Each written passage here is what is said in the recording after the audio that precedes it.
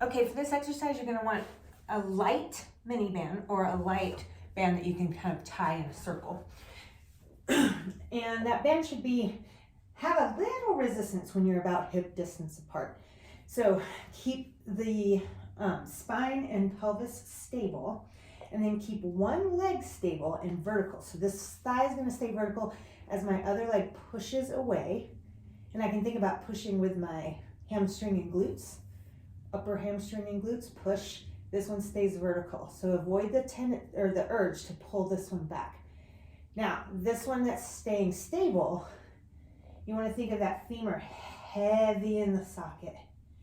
So we're using deep hip stabilizers, deep hip flexors to stabilize. Don't be afraid of your hip flexors. Some people will say, oh, I feel my hip flexors, and sometimes you should. So you're keeping one leg stable as the other leg moves. Do all your repetitions on that side before you switch. We're not switching back and forth just yet. The last thing is to keep the spine and pelvis stable. You can use an exhale. Think of zipping up from the pelvic floor up to engage those deep abdominals. You don't want to pop up off the mat, and you don't want this the superficial muscles overworking. So you think of this canvas tightening between your hip bones and then pull in.